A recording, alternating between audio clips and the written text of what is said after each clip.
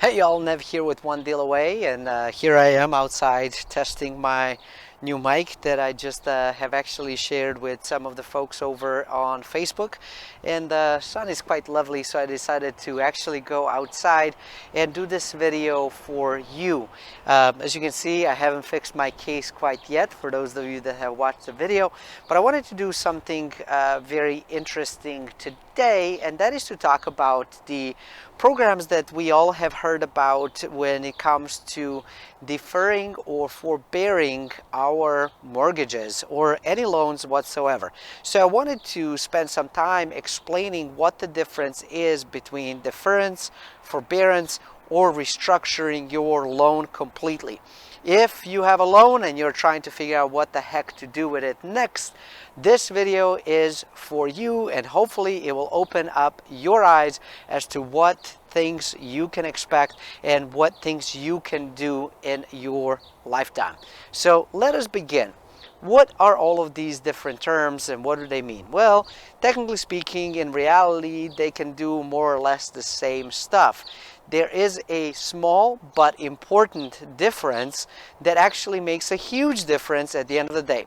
Restructuring the loan is basically taking the loan, taking the brand new loan from it, rolling things over, coming up with the new terms, new rates, new everything for it, and hopefully if you do it correctly, your monthly payment should actually go down.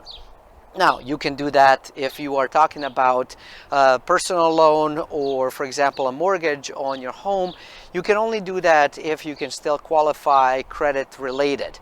Now, if you find yourself in a position where you've been laid off or you no longer have a job for whatever reason, perhaps you've been furloughed or whatnot, where you technically have a job but you're just not getting paid, there are a few different options that you also have. Perhaps rolling the loan over may not necessarily work for you because you don't want to refinance.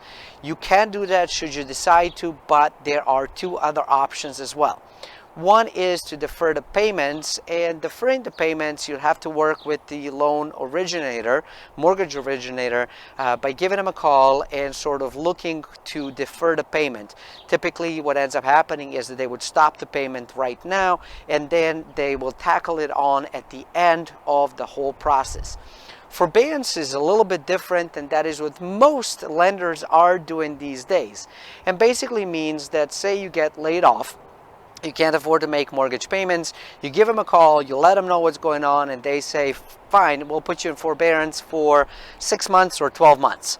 Let's say, for example, that your mortgage was for $1,000 a month, and it's for 10 months that you needed because on a month 10, right afterwards, you get the job and you start making money, and now you go back to the lender and say, I am ready to start making payments.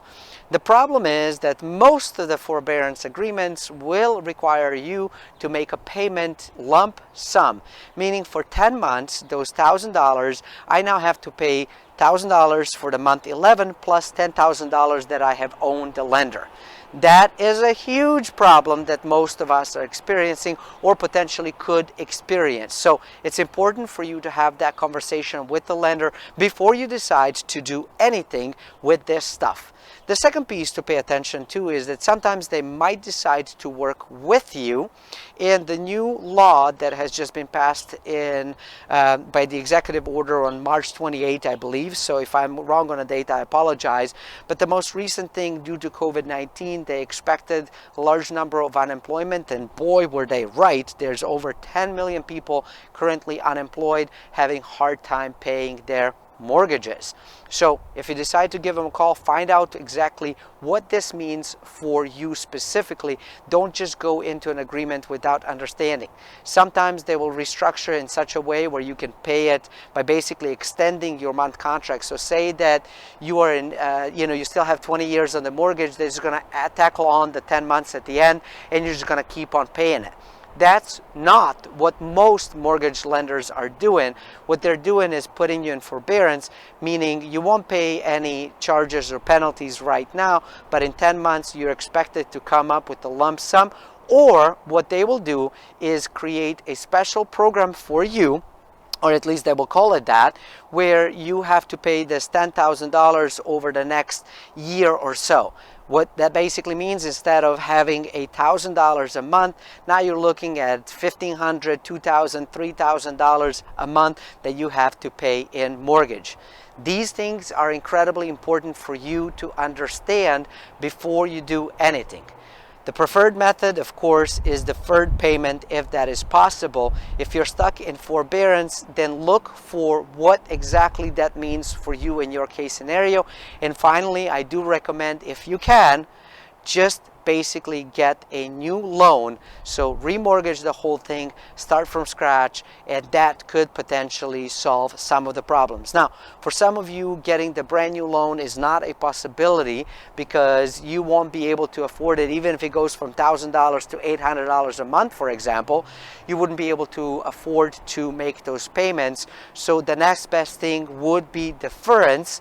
And if you can't do that, then unfortunately forbearance is something that you might have to go with, but you need to understand what that means.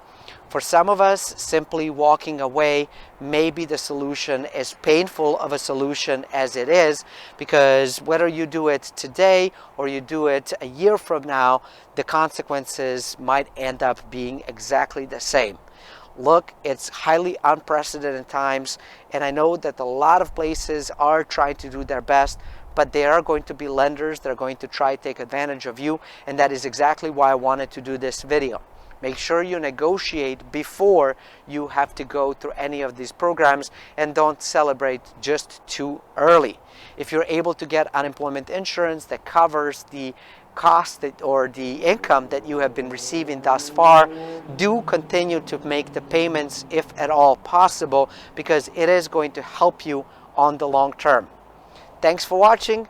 Until next time, stay forever money blessed, and remember, you are only one deal away.